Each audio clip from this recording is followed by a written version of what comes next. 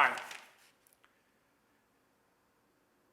This is around 1982, I think. Yeah, it's 1982. I get this phone call from an art dealer that was working with my father for many years. He had a chain of galleries in the United States all around the country, actually, maybe about 30 galleries.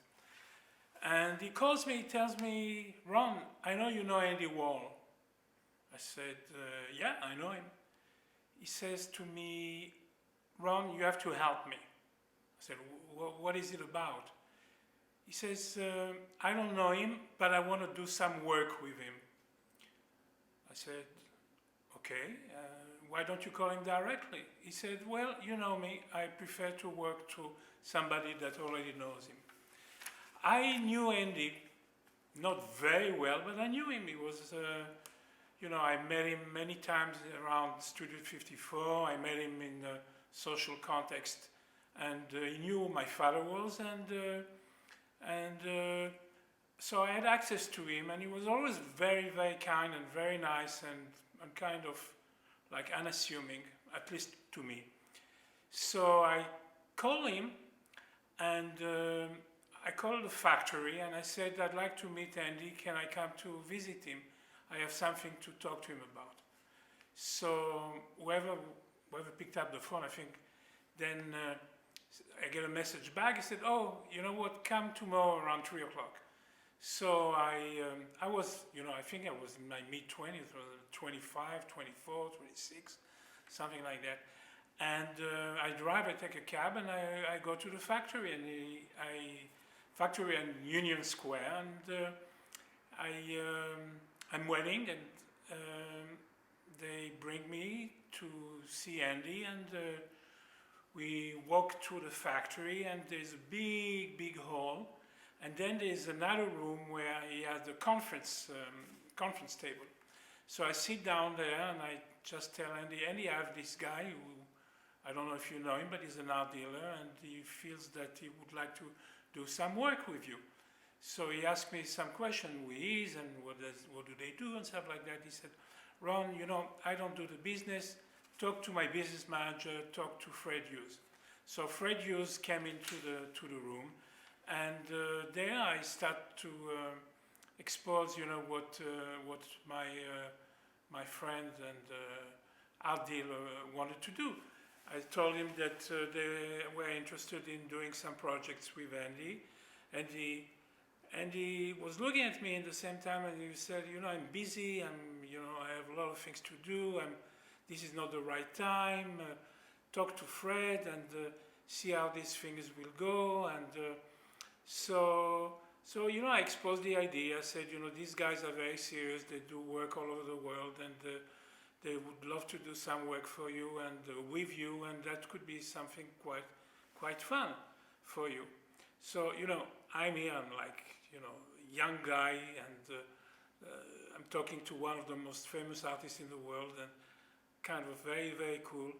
And I stay maybe 20 minutes with Fred Hughes, and I explain to him, tell him who are these people and stuff like that. He said, well, we'll see, give me your number, we'll call you, we'll see, Anyhow, it was kind of pretty, no results really. So I pick up the phone after my meeting, and I call Marty, and I said, Marty, I'm coming out from that meeting with Andy, and they don't seem to be too excited about the project. But you never know. Let's see how things develop, and maybe later, something like that. Of course, I was very young, and like my head was all over the place, and I really didn't take that thing too seriously, except for the fact that I knew Marty Blinder. He used to own this huge art company called Martin Lawrence, and I knew Andy, and I said, maybe something will come out of it. Anyhow, to make a long story short, it's 2 years later, and there's a big announcement that Martin Lawrence is publishing a series of works with Andy Warhol around the Campbell soups. And this is a very, very, very big announcement actually, because Andy has not done anything in the business of editions for some times, and this was something that really captivated a lot of attention. So again, I was very young and I couldn't really understand, or I understood, but I was not really, my head was not into business. And I realized suddenly that, this contact that I started 2 years earlier became something that was a reality, and a pretty successful reality, because they did a huge amount of business of printing, editions of Campbell soups, making originals, I would say, it was a very, very big deal. And it was all over, and everybody knew about it, at least in the art world. And I said, years later, I said, I started this thing.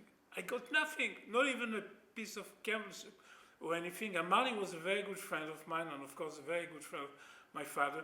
And everybody forgot about me, and me, because I was young, I never really even picked up the phone to call Marty Blinder and said to him, Marty, at least, you could send me a Campbell soup, you can do something or something like that. But I was like so up there that it's something that really didn't touch me. A few years later, Andy dies, and his market, that was kind of weak before he died, started to pick up. There was a number of people that were interested in his work. And suddenly there's a big painting of Andy that goes on the market at Sotheby's or Christie's, I don't remember which one again. It was called 101 Coca-Cola. And that was one of Andy's most important paintings. And who buys it for over $1 million? Mr. Marty Blinder. Then Marty Blinder calls me, and he said, I bought that painting, da, da, da, da. Okay, fine. About a year or 2 years later, I speak to Marty, and he says to me, Ron, I'm getting old, I'm this, I'm that. I think I would like to sell this painting. So I say, okay, listen, maybe I have a buyer.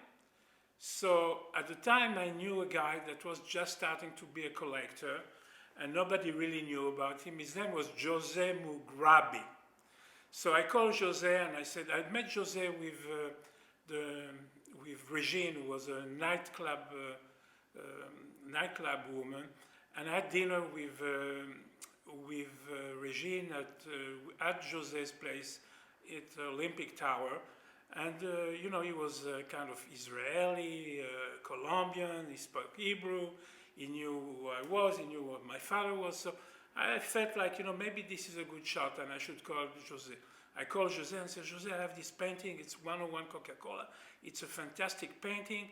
The guy just bought it, he wants to make a small profit. And I gave him a number, which was ridiculous, if I tell you today, 1.4 million. Basically, I was trying to make a little bit of a commission on top of that, but Jose said, Ron, is it your painting? So I said, I didn't say it was my painting, I said, I have access to that painting. So he tells me, let me think about it, I don't know. No. Anyhow, to make a long story short, Mugrabi became a billionaire because he acquired 500 paintings of Andy Warhol. The 101 Coca-Cola today is easily worth over $100 million. And Mr. Mugrabi, the expert of this market today, actually didn't buy it, for a little bit of money, because a few years later, he would have paid 20, 30, 40 million dollars for that painting. And it's just, it's just so funny when you remember the actors and you remember who are these people, and the way these things happened. It's a story about the art world, because nobody really, this is a market that goes up and down, but this is Andy Warhol, and the Andy Warhol, just before he died, his market was soft, and after he passed away, his market started to pick up dramatically. Not so dramatically like it is today, but it was, he was getting up there in huge numbers. But that's a story, and I remember that, and I see the genesis of all that and how everything unfolded, and I think, probably we'll have more details about it later, without starting to recall more and more details around it. But I'm sharing that with you, and I think it's amusing, and I think it's art history, and it's New York in the 80s. There's not much more to say about it, but yeah, I have this paper. It's the Andy Warhol Campbell Soup Boxers, Martin Lawrence, 1986. Yeah, interesting. Interesting, yeah, how things move. Anyhow, thank you, and maybe another story.